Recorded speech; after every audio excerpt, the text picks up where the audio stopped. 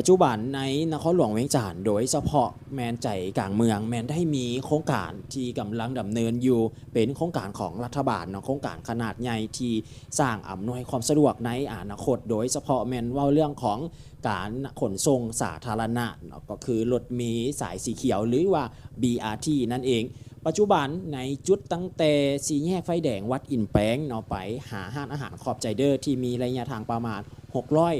ปลายแมตนี้เนาะเพิ่นกำลังดำเนินเกี่ยวกับการสร้างเป็นสถานีทรานซิตมอเนาะของรถเมล์ BRT และสิ่งอำนวยความสะดวกต่างๆในโครงการดังกล่าวนี้ปัจจุบันมีหน้าเวียกของเพิ่นก็ถือได้ว่าคืบหน้าไปได้หลายเปอร์เซ็นต์เนาะคือดังที่ทุกท่านเห็นอยู่นี้จากแต่ก่อนเนาะเป็นเส้นทางอย่างเพิ่นก็ได้มีการสร้างให้เป็นเส้นทางคอนกรีตแล้วก็ขยายหน้าทางออกไปเติมและก็ปรับปรุงในจุดนี้เนาะให้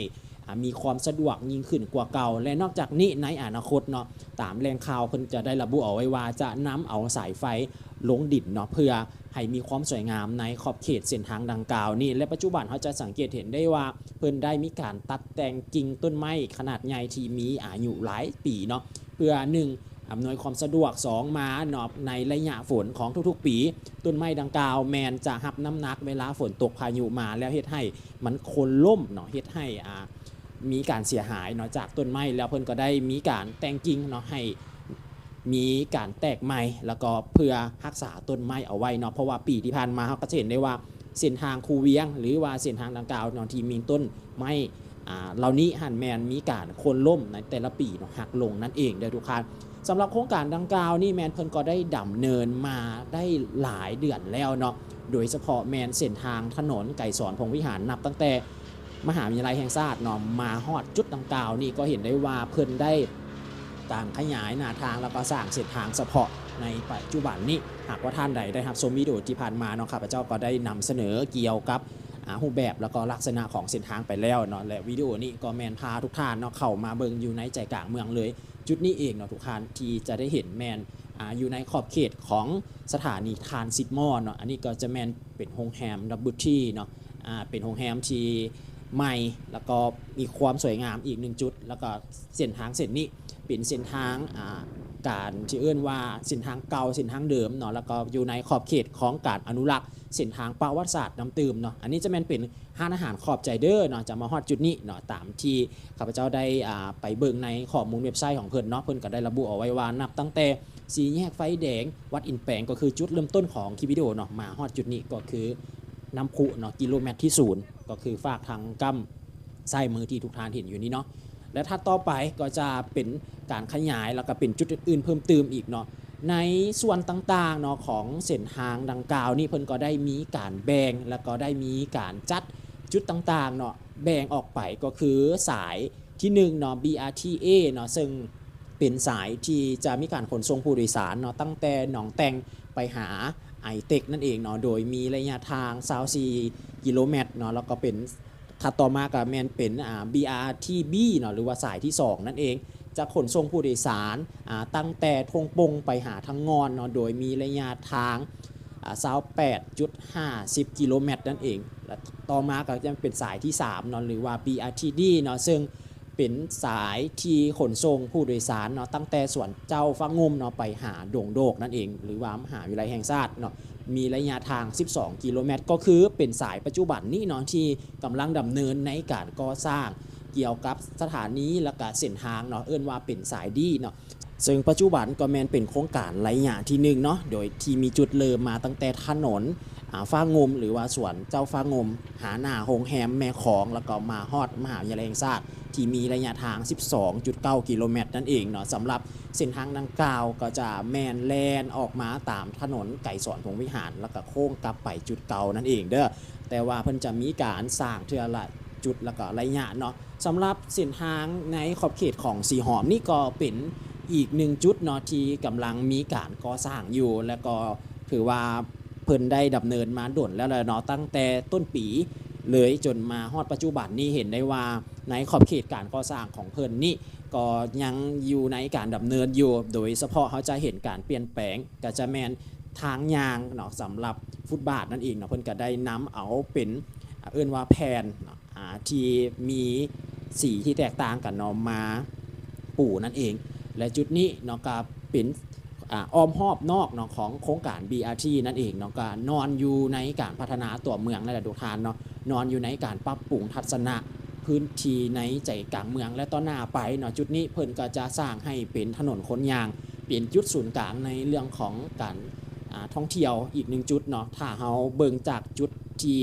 เอิ้นว่าทานซิดมอมาหาจุดนี้ก็บ่ได้อยู่ไกลกันเลยหากว่าท่านใดได้มีโอกาสมาเที่ยวในใจกลางเมืองนครหลวงเวียงจันทน์เนาะย่างจากตลาดกลางคืนเนาะมาหาสีหอมก็แม่นบ่ได้อยู่ไกลกันเลยเนาะจุดที่ทุกท่านเห็นอยู่นี่ฝากขังกำขวามือที่มีเพื่อนเอาสังกะสีมาแอมเอาไว้ก็คือจะแมนเป็นจุดที่ขายอาหารการกินต่างๆในช่วงตอนแรงเนาะเพื่อนก็จะมาเปิดและต่อหน้าไปเนาะในจุดนี้เพื่อนก็สร้างเป็นถนนคนยางเนาะตามรูปแบบโครงการของเพื่อนนั่นแหละเนาะทุกท่านเนาะแต่ว่าในช่วงระยะนี้การสัญจรในพื้นที่ในหลายๆจุดของเส้นทางในขอบเขตนครหลวงเวียงจันทน์ก็จะพบความยุ่งยากในระยะของการก่อสร้างเนาะเพราะว่านอกจากโครงการของ BRT แล้วเนาะยังมีอีกหลายๆเส้นทางในนครหลวงเวียงจันทน์ก็ยังอยู่ในช่วงของการปรับปรุงและก็ขยายโดยเฉพาะแมนเส้นทางเลขที่10เนาะที่นับตั้งแต่ในช่วงของสี่แยกไฟแดงโนนสะอาดเนาะไปหาออกไปใส่ดงบังจังซี่เนาะก็ยังอยู่ในการก่อสร้างเส้นทางขยายเส้นทางจากทางยางให้กลายเป็นเส้นทางคอนกรีตและก็ตั้งแต่สี่แยกเอิ้นว่าตาดมีไซเนาะไปจนฮอดสี่แยกไฟแดงโนนสะอาดก่อเส้นกันเนาะอันนี้คือภาพบรรยากาศและก็เป็นสิ่งที่ได้เห็นในปัจจุบันนี้เนาะก็คือการปรับปรุงและก็การพัฒนาพื้นที่ในใจกลางเมืองที่ข้าพเจ้ามาอัปเดตข่าวสารให้ทุกท่านได้รับชมน้องกันอันนี้เนาะเพิ่นก็จะขึ้นป้ายแบบนี้เลยเนาะเป็นโครงการของรัฐบาลเด้อทุกท่านเนาะเป็นโครงการพัฒนาพื้นที่ตัวเมืองให้กลายเป็นพื้นที่ที่มีความสวยงามขึ้นแล้วก็มีการพัฒนาตัวเมืองให้เป็นตัวเมืองสีเขียวในอนาคตเนาะของโครงการรัฐบาลสำหรับแรงทุนในการนำมาสร้างและปรับปรุงโครงการขนส่งแบบยืนยงในตัวเมืองนครหลวงเวียงจันทน์หรือว่า BRT นี่ทุกคนแมนเป็นทุนทั้งหมดเนาะ 99.7 ล้านดอลลาร์สหรัฐเนาะซึ่งในนี้รัฐบาลลาวได้สมทบทุนเนาะ 14.55 ล้านดอลลาร์การลงทุนเนาะของภาคเอกชน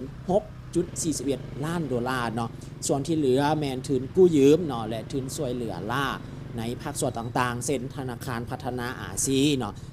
35 ล้านดอลลาร์แล้วก็ธนาคารลบเพื่อการลงทุนเนาะ20 ล้านดอลลาร์กองทุนกลุ่มประเทศส่ง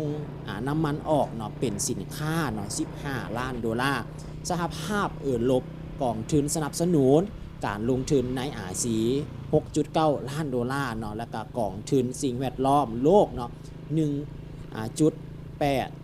ล้านดอลลาร์เนาะและในนี้เนาะทุกคนสำหรับโครงการของเพิ่นแมนมีการสำรวจมาตั้งแต่ในปี 2013 เนาะแล้วก็ได้มาปฏิบัติตัวจริงก็คือปี 2024 เนาะท้ายปี 2024 เข้าปี 2025 มานี้และเพิ่นก็ได้มีเป้าหมายจะสร้างให้สำเร็จในท้ายปี 2025 แล้วก็จะมีการเปิดทดลองน้ำไส้แล้วก็แลนเนาะเพราะว่าในช่วงที่ผ่านมาเขาก็จะได้เห็นเกี่ยวกับข่าวที่เพิ่นได้นำเอาเป็นรถเมล์เนาะมา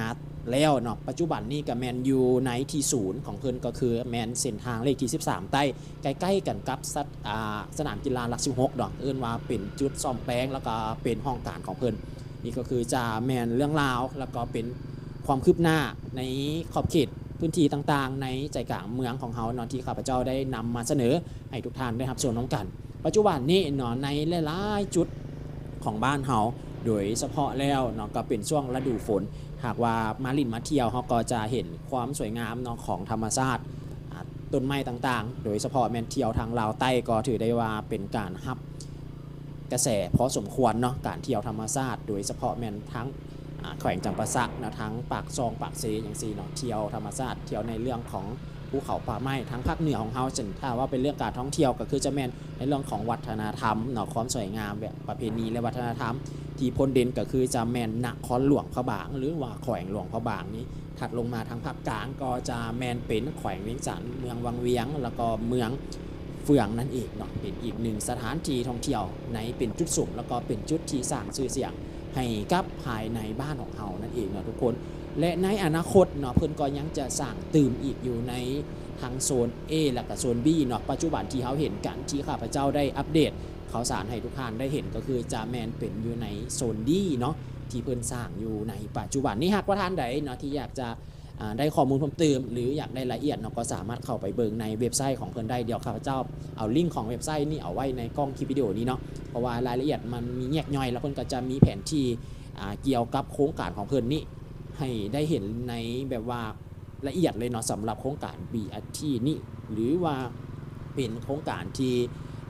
ปรับปรุงในตัวเมืองของเรานั่นเองเนาะอันนี้จะเป็นอีกหนึ่งเส้นทางทุกท่านเนาะเส้นทางติดกันกับแคมป์ของเลยเนาะเป็นเส้นทางหนึ่งที่ข้าพเจ้ามักเลยเวลามาขับรถในจุดนี้ผ่านจุดนี้เขาจะได้เห็นความสวยงามโดยเฉพาะแมนสีเขียวในขอบเขตนี้เนาะแล้วก็มันรู้สึกให้ความสงบดีและนอกจากนี้เนาะในจุดนี้เขาก็จะเห็นมีห้องหมอขนาดใหญ่เนาะที่ทางด้านหน้านั่นเองปัจจุบันนี้ก็ถือได้ว่าเป็นห้องหมอที่มีความสวยงามเลยแหละเนาะติดอันดับหนึ่งในลาวโดยเฉพาะกับในนครหลวงแม่จันทน์เนาะเป็นห้องหมอศูนย์กลางเรียกว่าเป็นห้องหมอมโหสถเนาะฝากทางกั้มซ้ายมือก็คือจะแมนเป็นโรงแรมทำอิฐเนาะที่สร้างชื่อเสียงเลยแต่ก่อนที่ยังบ่ทันได้มีการก่อสร้างในตึกอาคารต่างๆเนาะก็คือจะแมนเป็นโรงแรมดอนจันทน์นี่แหละทุกท่านเนาะที่ขึ้นชื่อในนครหลวงแม่จันทน์แล้วก็เป็นโรงแรมที่หลายๆท่านจะรู้จักกันดีเนาะนี่ฝากทางด้านนี้ก็จะแมนเป็นห้องหมอมโหสถเนาะที่เพิ่นสร้างใหม่เป็นอาคารใหม่เลยแหละเนาะที่อยู่แคมป์ของเลยเอาแนวมาก็จะเห็นมันจะมีอยู่2อาคาร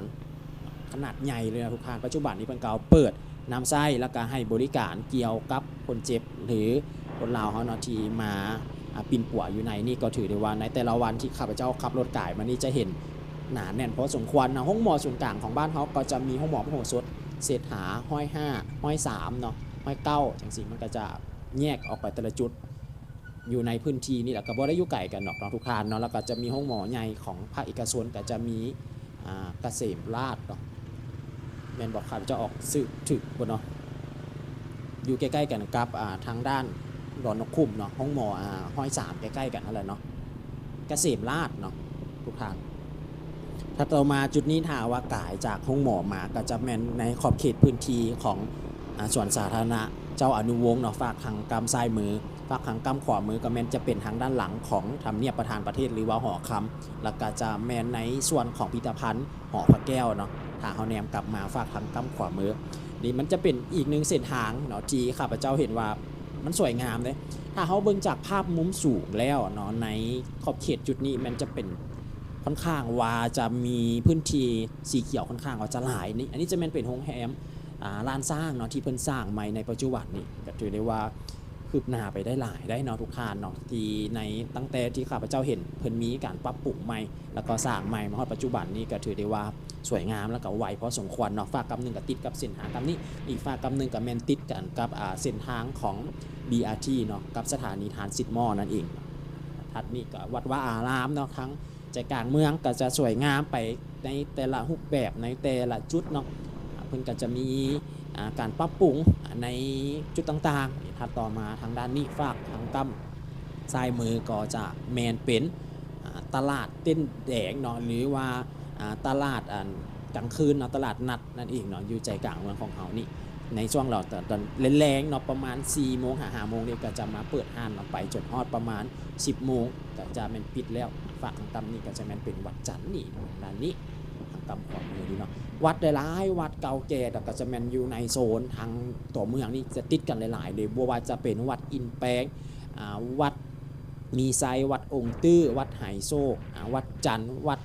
อย่างอีกต่างๆมีอีกหลายเนาะแต่ว่าวัดที่ขึ้นชื่อแล้วก็หลายๆทานให้ความศรัทธาแล้วก็